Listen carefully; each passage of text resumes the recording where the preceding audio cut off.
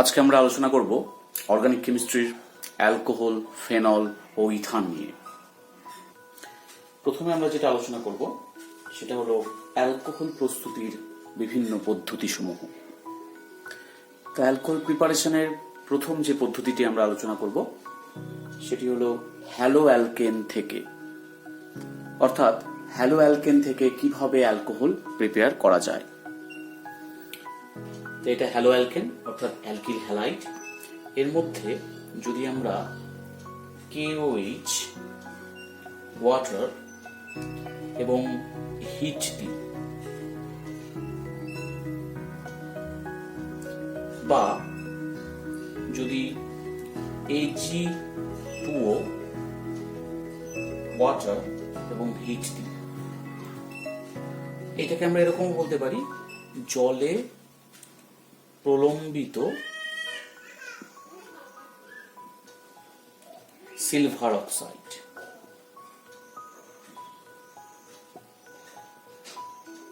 বা আর্দ্র silver oxide.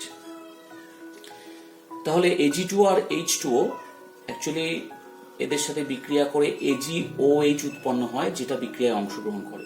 অর্থাৎ KOH বা AgOH এরা বিক্রিয়ায় অংশগ্রহণ করে তৈরি করে ROH, এবং তার সাথে AgX থাকতে পারে বা KX থাকতে পারে।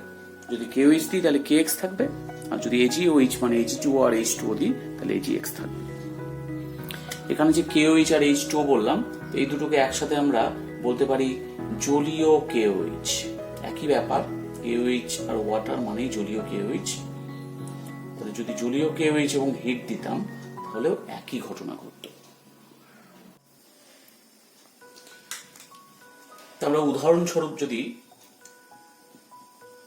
1 ডিগ্রি অ্যালকিল হ্যালাইড নিই, যেমন CH3CH2I, এটি 1 ডিগ্রি হ্যালাইড। তাহলে এর মধ্যে যদি এগুলি দিই তাহলে পাওয়া যাবে CH3CH2OH। মেইন প্রোডাক্ট এটাই হবে, অর্থাৎ ইথাইল অ্যালকোহল। এটা 1 ডিগ্রি হ্যালাইড, আর এখানে তৈরি হলো 1 ডিগ্রি অ্যালকোহল। ঠিক একইভাবে আমরা যদি কোনো 2 ডিগ্রি হ্যালাইড নিতাম, যেমন এটা 2 ডিগ্রি হ্যালাইড, এর মধ্যে যদি একই জিনিস দিতাম তাহলে এখানে 2 ডিগ্রি অ্যালকোহল কিছু পরিমাণে পাওয়া যেত।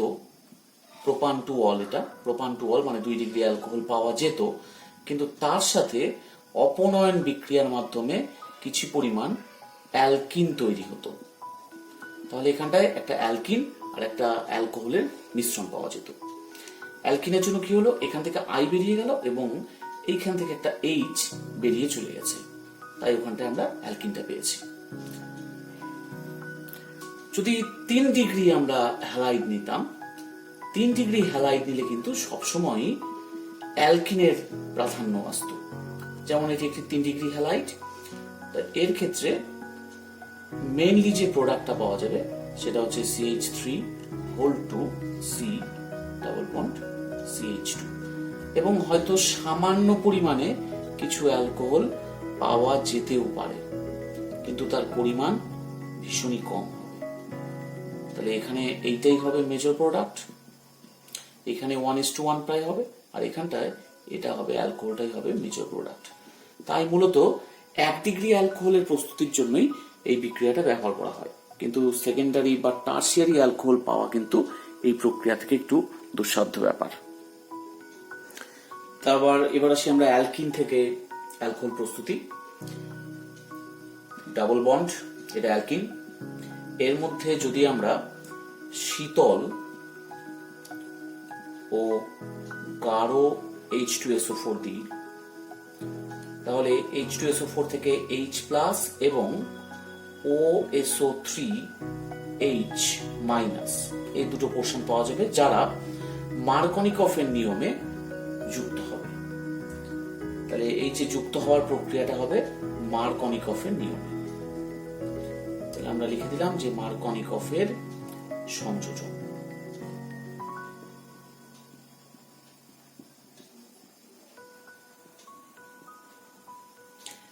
তাহলে এখানে তো দুই দিকে কার্বন আছে এবং হাইড্রোজেন সংখ্যা বোঝা যাচ্ছে না, তাই যে কোনো একদিকে H এবং যে কোনো একদিকে OSO3H যুক্ত হয়ে গেল। পরবর্তী স্টেপে আমরা যদি তাকে জল সহকারে বয়েল করি, হিট করি, তাহলে এখান থেকে পাওয়া যাবে, সরি এখানে ডবল বন্ড আর থাকবে না তখন এখানে পাওয়া যাবে H, এখানে হয়ে যাবে OH। এখানে আমরা একটা এক্সাম্পল নিলাম, এটা প্রোপিন, তাহলে H+ আর OSO3H- যুক্ত হচ্ছে মার্কনিকফের নিয়মে। মার্কনিকফের নিয়মটা ছিল নেগেটিভ পার্ট সেখানেই যুক্ত হবে যেখানে হাইড্রোজেন সংখ্যা কম হবে, অর্থাৎ তাই এখানে যুক্ত হয়েছে। তারপরে জল দিয়ে বয়েল করলে 2 ডিগ্রি অ্যালকোহল পাওয়া গেল, অর্থাৎ এখানে কিন্তু মার্কনিকফের নিয়মেই সংযোজনটা ঘটল। এবার আমরা পড়বো অ্যালকিন ও লঘু অ্যাসিডের বিক্রিয়া দ্বারা কিভাবে অ্যালকোহল প্রস্তুত করা যায়। তাহলে আমরা যদি একটা অ্যালকিন নিই, তার মধ্যে যদি লঘু অ্যাসিড অর্থাৎ H3O+ দিই, বা যদি এইভাবে লেখা যায় তাহলেও হবে H+ আর H2, তাহলে ওখানে কিন্তু মার্কনিকফের নিয়মে জলের অণুর সংযোজন করবে। অর্থাৎ জলের অণুটা কিভাবে ভেঙে যাবে, জলের অণু ভাঙবে H+ আর OH- এবং এখানে গিয়ে H আর OH এ যুক্ত হবে। তাহলে এটিও ঘটবে মার্কনিকফের নিয়মে।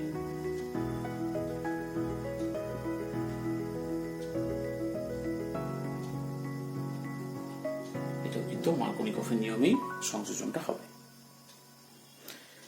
এই উদাহরণে আমরা দেখতে পাচ্ছি যেখানে মার্কনিকফের নিয়মে কিন্তু জলের অণু যুক্ত হয়েছে। অ্যাকচুয়ালি এখানে H+টা অনুঘটক হিসেবে কাজ করছে এবং জলের অণু H+ এবং OH- এ বিশ্লিষ্ট হচ্ছে। এই OH- এবার মার্কনিকফের নিয়মে যেখানে কম হাইড্রোজেন আছে, এখানে তো সবচেয়ে কম ছিল, তাই এখানে গিয়ে OH- যুক্ত হয়েছে। তা আমরা দ্বিতীয় প্রবলেমে আসি। এই প্রবলেমটার ক্ষেত্রে কি হওয়ার কথা,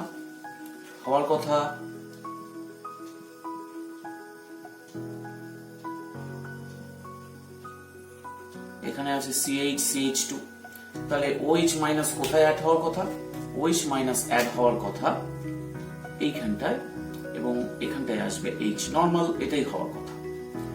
কিন্তু এই যৌগটা পাওয়া যাবে না, বা পাওয়া গেলেও সেটা মাইনর প্রোডাক্ট হিসেবে পাওয়া যাবে।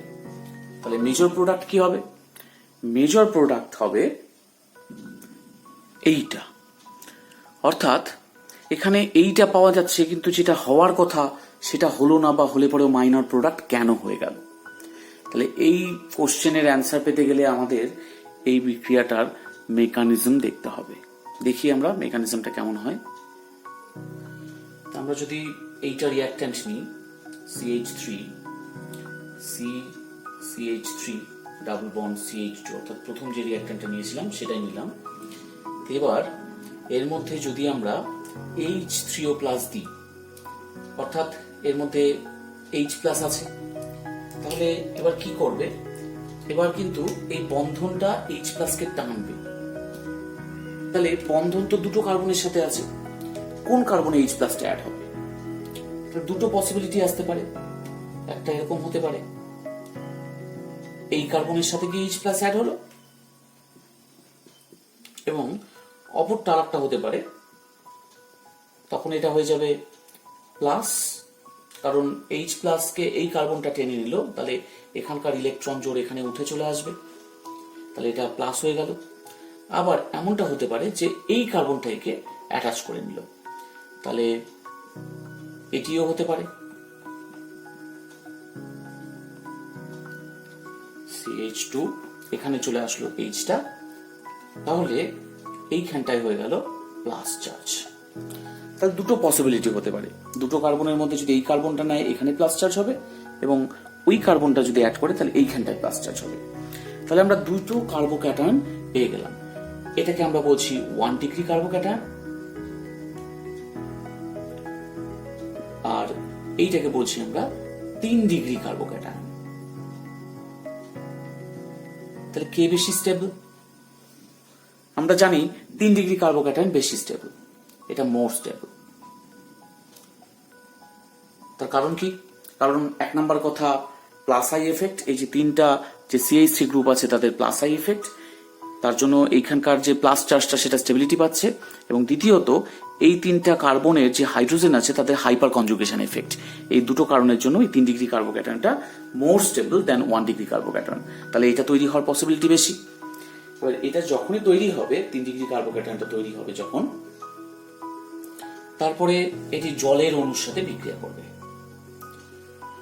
তাই জলের অণু, এখানে তো অক্সিজেনের মাথায় 2 জোড়া নিঃসঙ্গ ইলেকট্রন জোড় থাকে, তাহলে যে কোনো 1 জোড়া ইলেকট্রনকে ও কিন্তু এই কার্বনকে দেবে মানে তার সাথে অ্যাটাচ হবে। তাহলে কেমন হলো স্ট্রাকচারটা? স্ট্রাকচারটা হবে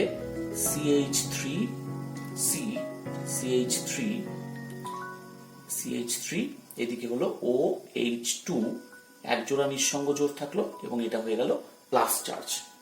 কারণ 1 জোড়া নিঃসঙ্গ জোড় একে ব্যবহার করতে দিয়েছে, কার্বনের সাথে অ্যাটাচড হয়েছে, তাই প্লাস চার্জ হয়ে গেল। এর পরের ধাপে এই অবস্থায় তো স্টেবল নয়, তাই এখান থেকে একটা H+ ও ত্যাগ করে ফেলবে, তাই আমরা লিখলাম -H+। তাহলে আলটিমেটলি যেটা তৈরি হলো সেটা এরকম OH, এবং এটি হবে মেজর প্রোডাক্ট, এটি তৈরি হবে সবচেয়ে বেশি পরিমাণে। হয়তো এই কার্বোক্যাটায়ন থেকেও হবে, একদম 0 হয় না, কিছু পার্সেন্টেজ তৈরি হবে, কিন্তু এটা খুব মাইনর প্রোডাক্ট তৈরি হবে। তাই আমাদের যেরকম এক্সপেকটেশন ছিল, অর্থাৎ মার্কনিকফের নিয়ম অনুযায়ী যেরকম এটা রিঅ্যাক্ট করার কথা ছিল, ঠিক সেরকমই এ মেজর প্রোডাক্ট তৈরি করলো। তো এবার আমরা সেকেন্ড যে প্রবলেমটা আমাদের ছিল সেটা একটু দেখে নিই। তো সেকেন্ড প্রবলেমটাই যেটা আমাদের প্রবলেম হয়েছিল, যে আমরা নর্মাল প্রোডাক্ট এক্সপেক্ট করছিলাম মার্কনিকফের নিয়ম অনুযায়ী, তা কিন্তু না হয়ে অন্য রকমের হলো।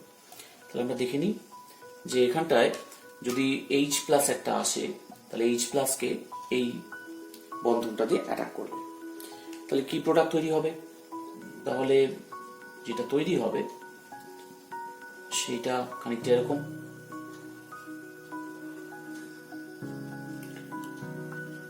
অর্থাৎ দুটো কার্বনই অ্যাটাক করতে পারে, তাহলে যদি এই কার্বনের সাথে অ্যাটাক হয় তাহলে এটি প্লাস চার্জ হয়ে যাবে। আবার যদি পাশের কার্বনটা অ্যাটাক করে, সাইডের কার্বনটা, তাহলে মাঝখানে প্লাস চার্জ আসবে।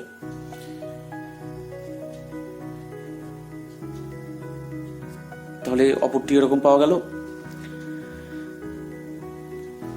এটি 1 ডিগ্রি কার্বোক্যাটায়ন, কিন্তু এটা 2 ডিগ্রি কার্বোক্যাটায়ন। এবার ওর যদি কোনো স্কোপ থাকে যে 2 ডিগ্রি থেকে আরো স্টেবিলিটির দিকে যাওয়া, যেমন 3 ডিগ্রি কার্বোক্যাটায়ন হওয়ার যদি কোনো স্কোপ থাকে, তাহলে ও কিন্তু সেই 3 ডিগ্রি কার্বোক্যাটায়ন তৈরি করবে। এখানে দেখো, এখানে কিন্তু CH3 গ্রুপগুলো আছে, এবং সেই CH3 গ্রুপগুলোর একটা মাইগ্রেশন করার, পাশের কার্বনে যাওয়ার একটা চান্স থাকে। যদি চান্স হয় তাহলে ও মাইগ্রেশন করে যাবে, এবং মাইগ্রেশন করার ফলে যে যৌগটা তৈরি করবে সেটা খানিকটা এইরকম হবে। এটা মাইগ্রেট করে গেল, CH3 গ্রুপটা এখানে আসলো, তাহলে এখানটা প্লাস চার্জ চলে গেল, আর এইখানটায় তো আগে থেকেই H ছিল, প্লাস চার্জটা কিন্তু শিফট হয়ে গেল এই জায়গায়। এবার কিন্তু এটা 3 ডিগ্রি কার্বোক্যাটায়ন। তাহলে আমরা দেখতে জানি যে 3 ডিগ্রি কার্বোক্যাটায়ন আরো বেশি স্টেবল, এটা মোর স্টেবল, এটা অ্যাকচুয়ালি বলা উচিত মোস্ট স্টেবল, কারণ 2 ডিগ্রি তৈরি হয়েছে, তারপরে তৈরি হলো 3 ডিগ্রি। তাহলে 3 ডিগ্রি কার্বোক্যাটায়ন তৈরি করলো, এবং করার পরে এবার নিম্নলিখিত যে ব্যাপারগুলো, অর্থাৎ এর আগের যেটা আমরা দেখলাম যে তার পরবর্তী যে প্রসিডিওরগুলো হয়েছিল ঠিক সেরকম হবে। এবার H3O+ আসবে। H3O+ এর যেটা এরকম যে ব্যাপারটা ছিল, সরি H3O+ না, H2O আসবে। এবার H2O নিজের নিঃসঙ্গ জোড় ব্যবহার করে এর সাথে যুক্ত হবে। তাহলে তার পরের ধাপে কি হবে? CH3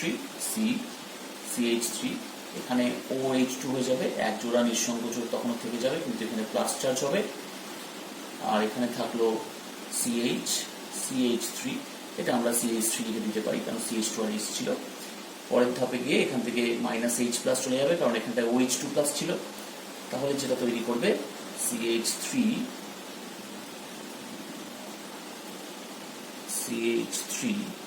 C CH3, এখানে আসবে OH, এখানে থাকবে CH3 এই যৌগটা। অর্থাৎ আমাদের যে প্রোডাক্টটা আমরা বলছিলাম যে কেন হচ্ছে এরকম প্রোডাক্ট, সেটা কিন্তু আমরা এক্সপ্লেন করতে পারলাম, কারণ এখানে মিথাইলের মাইগ্রেশনের ফলে আরো বেশি স্টেবিলিটি যুক্ত 3 ডিগ্রি কার্বোক্যাটায়ন তৈরি হলো, তাই এরকম ব্যাপার ঘটে যাচ্ছে। এই যে এখানে মিথাইল মাইগ্রেশন হলো, এই ব্যাপারটাকে বলা হয় কার্বোক্যাটায়নের পুনর্বিন্যাস। অর্থাৎ এখানে একটা পুনর্বিন্যাস ঘটলো কার্বোক্যাটায়নের, যেখানে 2 ডিগ্রি থেকে 3 ডিগ্রি কার্বোক্যাটায়ন তৈরি হলো। তাই এখানে আমাদের কাঙ্ক্ষিত প্রোডাক্টের বদলে আমরা অন্যরকম প্রোডাক্ট পেলাম। এবার আমরা দেখব হাইড্রোবোরেশন রিঅ্যাকশন। তা প্রথমে একটা অ্যালকিন নেওয়া হলো, তার মধ্যে B2H6 ডাইবোরেন এবং THF হচ্ছে টেট্রাহাইড্রোফিউরান, এখানে সলভেন্ট হিসাবে ব্যবহার করা হচ্ছে, দ্রাবক হিসাবে।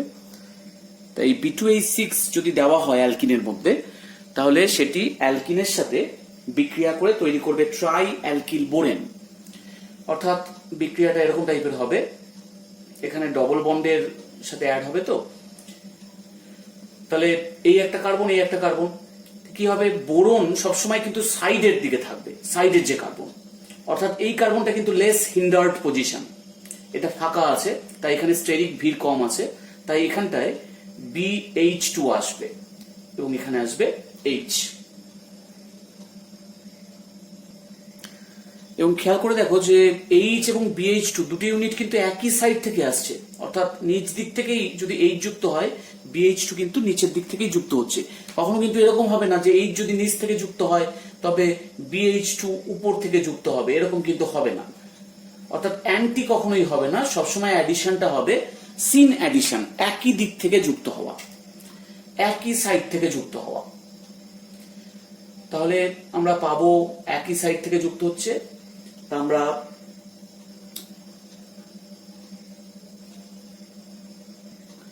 সরি, এটা প্রথমে ট্রাই অ্যালকিল বোরেন হচ্ছে না, প্রথমে অ্যালকিল বোরেন পাচ্ছি আমরা। এরপরে আরো এই স্টেপ চলতে থাকবে, যতক্ষণ বি এর সাথে দুটো এইচ আছে ততক্ষণ রিঅ্যাকশনটা চলতে থাকবে। তাহলে আরো অ্যালকিন যদি বিক্রিয়া করে, তাহলে আমরা এখান থেকে আর একটা এইচ এখানে অ্যাড হবে। অর্থাৎ আগে তো CH2 BH2 ছিলই, কিন্তু এখানে আর একটা হাইড্রোজেন চলে যাবে এবং এইখানটায় যুক্ত হবে আর CH2 অর্থাৎ এই কার্বনের সাথে যুক্ত হলো, ডাই অ্যালকিল বোরেন তৈরি করলো। অর্থাৎ এইভাবে তৈরি হলো ট্রাই অ্যালকিল বোরেন। তাহলে এটাকে আমরা এইভাবে লিখতে পারি, আর CH2 হোল 3B। তোমরা এতগুলো স্টেপ না দেখিয়ে একবারে এখান থেকে এই স্টেপেও আসতে পারো। অর্থাৎ এখানটায় আমরা B2H6 THF দিব, তাহলেই আমাদের ধীরে ধীরে কিন্তু ট্রাইঅ্যালকিল বোরেন তৈরি হয়ে যাবে। তা ট্রাইঅ্যালকিল বোরেন তৈরি হলো। এবার এখানটায় যদি আমি H2O2 এবং NaOH দিই, হাইড্রোজেন পারঅক্সাইড এবং NaOH, তাহলে আলটিমেটলি তৈরি হবে আর CH2OH। অর্থাৎ বি সরে গিয়ে এখানে OH আসবে। এখানে তিনটে অ্যালকিল গ্রুপ ছিল, তাই এখানে আলটিমেটলি তিনটে তৈরি হবে। আমরা এখানে ব্যালেন্স করার দরকার নেই, আমরা শুধু এরকম দেখালাম। তো এই যে ডবল বন্ডের সাথে যে আলটিমেটলি গিয়ে H এবং OH অ্যাড হচ্ছে, সেটা কোন দিক থেকে হচ্ছে, সেটা কিন্তু সেম সাইড থেকে হচ্ছে। অর্থাৎ এইটা যদি আমাদের অ্যালকিন থাকতো, তাহলে কি হচ্ছে, এখানে এই ডবল বন্ডটা উঠে গিয়ে আমাদের H এবং OH আলটিমেটলি আসছে। সেটা কোন দিক থেকে, সেটা কিন্তু সেম সাইড থেকে। এখানে যদি H আছে, এখানে আসছে OH। অর্থাৎ এখানটা আমরা বলছি এটাকে সিন অ্যাডিশন, সেম সাইড থেকে আলটিমেটলি কিন্তু অ্যাড হচ্ছে এটা।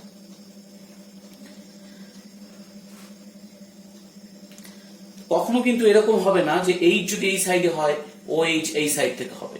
অর্থাৎ অ্যান্টি কিন্তু কখনোই হবে না, সবসময় সেম সাইড থেকে অ্যাডিশন হচ্ছে। এবং তার ফলে আমরা যে অ্যালকোহল পাচ্ছি, সেই অ্যালকোহলটা অ্যাকচুয়ালি কি হচ্ছে, এটা কিন্তু অ্যান্টি মার্কনিকফ নিয়মে যে অ্যালকোহল পাওয়া যেত অ্যালকিন থেকে, সেটাই পাওয়া যাচ্ছে। কারণ নর্মালি যদি আমি H+ এবং H2O দিতাম, তাহলে কি হতো, OH কিন্তু এইখানে আসতো, OH মাঝখানের কার্বনের সাথে যুক্ত হতো, কিন্তু এখানে আমরা সাইডের চেনে OH পাচ্ছি, সাইডের কার্বনে OH পাচ্ছি, অর্থাৎ এটা অ্যান্টি মার্কনিকফ নিয়ম মেনেই আলটিমেটলি জলের অ্যাডিশন হচ্ছে। অর্থাৎ এখানে অ্যালকিনের সাথে যে আলটিমেটলি যে জল যুক্ত হচ্ছে H এবং OH, সেটা কিন্তু অ্যান্টি মার্কনিকফ নিয়মকে ফলো করেই এই জলের সংযুক্তিটা ঘটছে। এবার আমরা হাইড্রোবোরেশনের মেকানিজমে আসি। যারা শুধুমাত্র ক্লাস 12-এর জন্য আছো, ক্লাস 12-এর পরীক্ষাতেই বসবে শুধুমাত্র, তাদের মেকানিজম জানা সেরকম ভাবে দরকার নেই, তারা বিষয়টাকে ইগনোর করতে পারো, তোমরা শুধু রিয়াকশনের এক্সাম্পলগুলো দেখো। আর যারা অর্গানিকের বেসিকটা একটু ক্লিয়ার করতে চায় বা যারা কম্পিটিটিভ পরীক্ষায় বসবে, তারা ভালো করে খেয়াল করো মেকানিজমটা। তাহলে এখানে RCH ডবল বন্ড CH2 অর্থাৎ অ্যালকিনের সাথে কিন্তু অ্যাকচুয়ালি BH3 রিয়াকশন হচ্ছে। B2H6 ভেঙে BH3 তৈরি করে, সেই BH3টাই এবার রিয়াকশনে অংশগ্রহণ করে। তাহলে BH3 এই যে বি আছে, তার কিন্তু অষ্টক পূর্তি হয়নি, তার একটা ফাঁকা অরবাইটাল আছে, ফাঁকা পি অরবাইটাল আছে।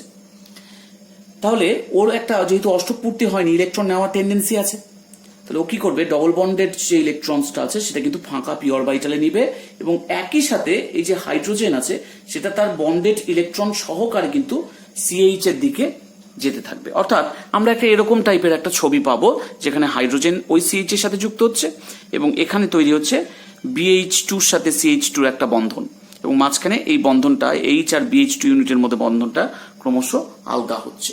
এটা একটা ট্রানজিশন স্টেট, অর্থাৎ সন্ধিগত অবস্থা।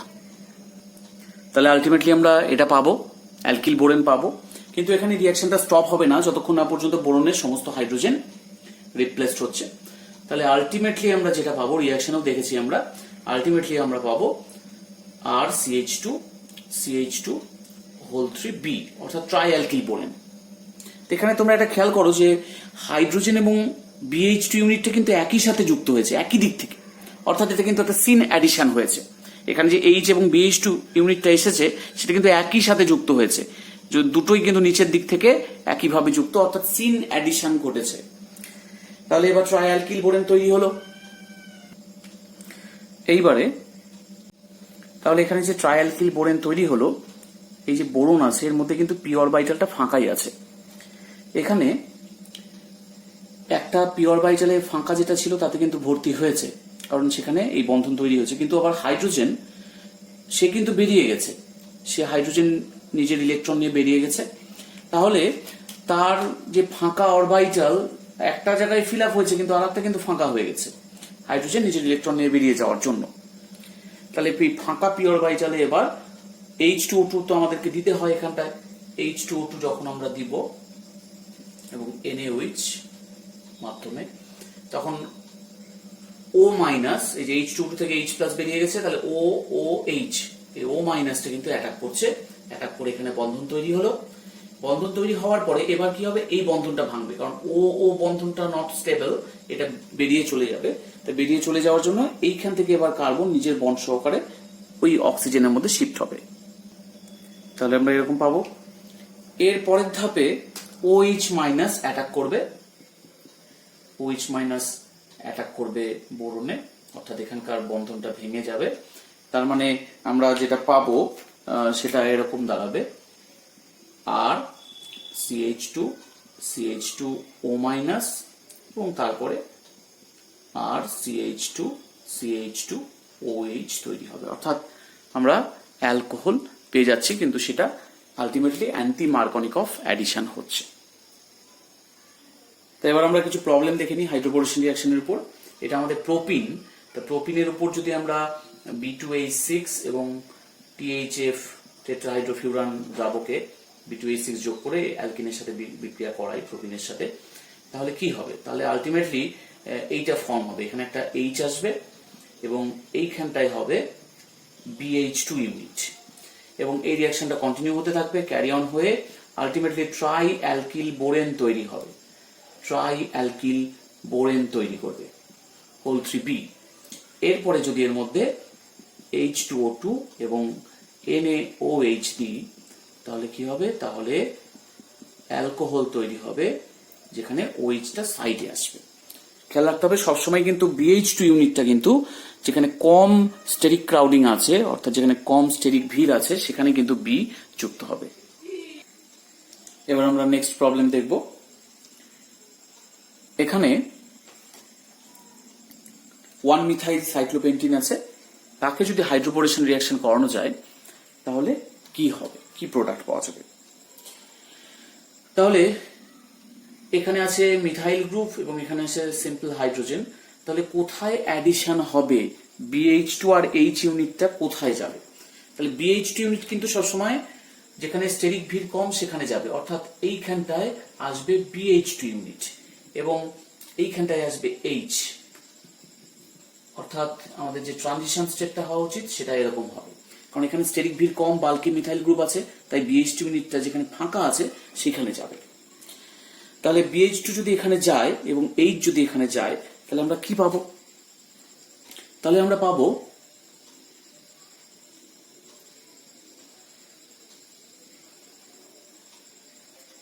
আলটিমেটলি এটা, অর্থাৎ H2O2 দিয়ে রিঅ্যাকশন করানোর পরে এটা পাবো। এখানে কিন্তু OH এবং H-টা একই দিক থেকে অ্যাডিশন হয়েছে, অর্থাৎ এটা একটা সিন অ্যাডিশন, সেম দিক থেকে অ্যাডিশন হয়েছে। তার মানে এখানে কিন্তু আমরা দুটো সমাবয়বী পাবো। কি করে আমি একটু দেখিয়ে দিই। অর্থাৎ H এবং CH3 যদি উপরের দিকে হয় তাহলে OH এবং H-টা নিচের দিকে থাকবে, অ্যাডিশনটা নিচ দিক থেকে হয়েছে। আবার যদি H এবং CH3 নিচের দিকে হয় তার মানে OH এবং H এর অ্যাডিশনটা উপর দিক থেকে হচ্ছে। দুটো হয় নিচের দিক থেকে অ্যাডিশন হবে, নয়তো উপর দিক থেকে অ্যাডিশন হবে, অর্থাৎ আমরা এই দুটি সমাবয়বী কিন্তু পেয়ে যাব এবং দুটোই আলোক সক্রিয়, দুটোই আলোক সমাবয়বী আমরা পাবো।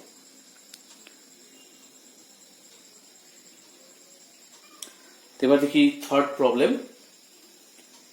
এখানে আছে 1-মিথাইল সাইক্লোহেক্সিন, এটা কিন্তু 1-মিথাইল সাইক্লোহেক্সিন। তো এর মধ্যে যদি B2H6 দিই তাহলে H এবং BH2 ইউনিটটা যে অ্যাড হবে সেটা কিন্তু একই দিক থেকে অ্যাড হবে, কারণ সিন অ্যাডিশন। তো যদি আমি CH3 কে উপরের দিকে ধরি, এটা বোল্ড লাইনে রেখেছি, তাহলে H এবং Br2 মানে BH2 পরের ধাপে গিয়ে সেগুলো Br2 হবে, এখানে আমরা BH2 রাখতে পারতাম। তাহলে H এবং BH2 কি হবে, নিচের দিক থেকে অ্যাড হবে, কারণ দুটো একই দিক থেকে যেহেতু অ্যাড হচ্ছে। তাহলে আলটিমেটলি আমরা যেটা পাবো সেটা কিন্তু ছবিটা এরকম দাঁড়াবে। যদি এর মধ্যে H2O2 আর NaOH দিই তাহলে আমরা এরকম পাবো। এখানে ছিল CH3 উপরের দিকে এবং OH কিন্তু এবার চলে যাবে নিচের দিকে, কারণ H-টাকে আমি আর দেখালাম না, OH আসবে, BH2 জায়গায় OH আসবে আলটিমেটলি। তাহলে OH যাবে কিন্তু নিচের দিকে, অর্থাৎ এটা ট্রান্সপোজিশন হবে। CH3 এবং OH দুটো কিন্তু ট্রান্সপোজিশনে থাকবে। CH3 যদি উপরের দিকে থাকে OH যাবে নিচের দিকে, বা উল্টোটাও হতে পারতো, CH3 যদি নিচের দিকে যেত OH তাহলে উপর দিকে থাকতো, কিন্তু একই প্রোডাক্ট পাওয়া যাবে এবং সেটা ট্রান্স 2-মিথাইল সাইক্লোহেক্সানল।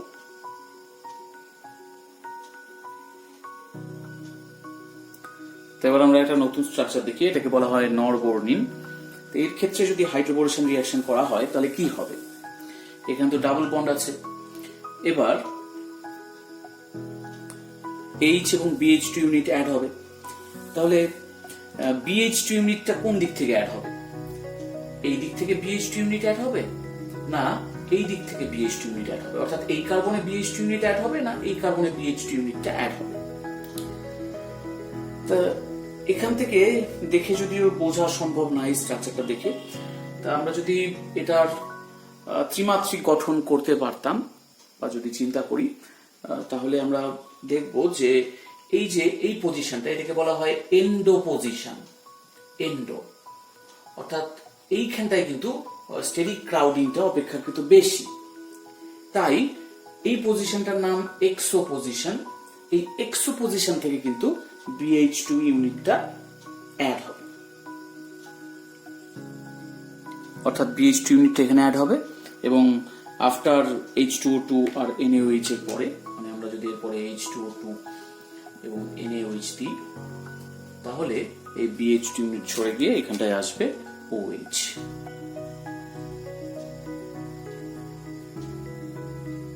অর্থাৎ এটা আমরা পাবো এক্সোনরবোনিয়ন। বিউট-1N এর ক্ষেত্রে যদি হাইড্রোবোরেশন রিঅ্যাকশন করা যায়, তাহলে OH গ্রুপটা কিন্তু প্রিডমিন্যান্টলি এখানটায় আসবে। অর্থাৎ সেক্ষেত্রে আমরা যে প্রোডাক্টটা পাবো সেটা কিন্তু মেনলি এইরকম হবে, CH3CH2CH, এখানে H আসবে এবং এখানটায় থাকবে CH2OH গ্রুপ। এটাই কিন্তু মেজর প্রোডাক্ট হবে আমাদের। কিন্তু যদি আমরা এই যৌগটির ক্ষেত্রে হাইড্রোবোরেশন রিঅ্যাকশন করি, সেক্ষেত্রে এখানে দেখো যে CH3 আছে, এখানেও অ্যালকিল গ্রুপ আছে, অর্থাৎ ডবল বন্ডটা কিন্তু টার্মিনাল পজিশনে নেই, মাঝামাঝি একটা জায়গায় আছে। তো এইখানটায় প্রোডাক্ট কি হবে? তাহলে প্রোডাক্টটা এইরকম হতে পারে, এই দুটো হতে পারে। অর্থাৎ এইখানটায় যেমন এইদিকে OH গ্রুপ যুক্ত হতে পারে, মানে এইদিকে BH2 ইউনিট যুক্ত হতে পারে, যেহেতু এই দিকটা একটু ভিড় কম আছে, স্টেরিক ভিড় কম আছে, কিন্তু এইদিকেও অ্যাড হচ্ছে, এইদিকেও অ্যাড হতে পারে। অর্থাৎ এখানটা যেহেতু টার্মিনাল পজিশনে নেই ডবল বন্ডটা, সেই জন্য দুই দিকে কিন্তু একটা চান্স আছে। অর্থাৎ OH গ্রুপটা একদম সাইডের কার্বনটায় গেল, সাইডের আগের কার্বনটায়, অথবা এই দিকে আসলো। তাহলে এখানে দুটোই কিন্তু অলমোস্ট ইকুয়াল অ্যামাউন্টে তৈরি হবে। তা আমরা এক্ষেত্রে কিন্তু OH গ্রুপটাকে সরাসরি টার্মিনাল পজিশনে নিয়ে যেতে পারছি না, কারণ টার্মিনাল সাইডে যেতে গেলে এর সাথে এই পরিমাণটাও তৈরি হচ্ছে, দুটো মিক্সচার অফ প্রোডাক্টস আমরা পাচ্ছি। এই রকম ক্ষেত্রে হাইড্রোবোরেশন রিঅ্যাকশনটাকে একটু চেঞ্জ করা হয়। এখানে প্লেন ডাইবোরেনের চেয়ে আমরা অন্য কিছু বোরেন ব্যবহার করতে পারি। কি কি ব্যবহার করতে পারি? আমরা এর বদলে ব্যবহার করতে পারি 9BBN আর THF, বা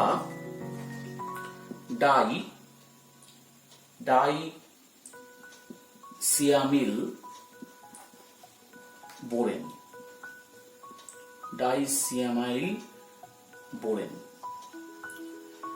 এবং THF।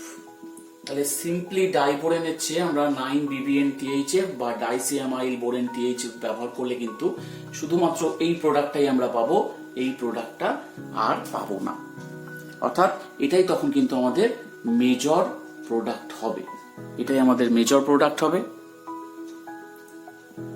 মেজর প্রোডাক্ট হচ্ছে, এবং এইটা একদম মাইনর প্রোডাক্ট হবে বা একেবারেই কম হবে, যেটা খুবই কম তাকে আমরা হিসাবের মধ্যে আনছি না, এটাই আমরা পাচ্ছি। তা কি ব্যবহার করলে হবে? ডাইবোরেন ব্যবহার করলে কিন্তু দুটোই ইকুয়াল মিক্সচার পাওয়া যাবে, কিন্তু তার জায়গায় ডাইবোরেনের জায়গায় যদি আমরা কিছু স্টেরিক্যালি কনজেস্টেড কিছু বোরেন ব্যবহার করি, যেমন 9BBN বা ডাইসিয়ামাইল বোরেন, তাহলে কিন্তু এইটাকে আমরা মেজর প্রোডাক্ট হিসাবে পাবো। তাহলে এই 9BBN কি? 9BBN হচ্ছে 9 বোরা বাইসাইক্লোনোনেন। এই যে এখানে 1 2 3 4 5 6 7 8 9টা বোরনকে ধরে 9টা এখানে সেন্টার আছে, তাই 9BBN বা 9 বোরা বাইসাইক্লোনোনেন। এইটা আসলে স্টেরিক্যালি কনজেস্টেড বোরেন। স্টেরিক্যালি কনজেস্টেড বোরেন হওয়ার জন্য ও সবসময় যখন রিঅ্যাক্ট করবে তখন এই রকম পজিশনে, যেহেতু কম স্টেরিক হিন্ড্রেন্স আছে, তাই এখানটায় ওই বি ইউনিটটা যুক্ত হবে, বোরনটা যুক্ত হবে, এবং তারপরে H2O2 NaOH দিলে পরে এখানে OH আসবে, এবং এটাই মেজর প্রোডাক্ট হবে। এই একই রকম রেজাল্ট পেতে পারি আমরা ডাইসিয়ামিল বোরেন ব্যবহার করেও। ডাইসিয়ামিল বোরেনের স্ট্রাকচারটা এরকম, অর্থাৎ ডাইসেক আইসোঅ্যামাইল বোরেন, এটাকে আমরা সংক্ষেপে বলি ডাইসিয়ামাইল বোরেন। তো এটাও কিন্তু স্টেরিক্যালি কনজেস্টেড একটা বোরেন, তাই এটাও আমরা যদি ব্যবহার করি তাহলে এই পজিশনেই OH গ্রুপ পাবো এবং এটাই মেজর হবে। কিন্তু B2H6 ব্যবহার করলে দুটো অ্যামাউন্ট ইকুয়ালে হবে, অর্থাৎ আমরা নির্দিষ্ট কোনো দিকে OH গ্রুপকে নিয়ে যেতে পারবো না। B2H6 এখানে কিন্তু লিমিটেড, এখানে এর ব্যবহারটা করা মুশকিল, তাই এরকম ক্ষেত্রে আমরা 9BBN বা ডাইসিয়ামাইল বোরেন ব্যবহার করব।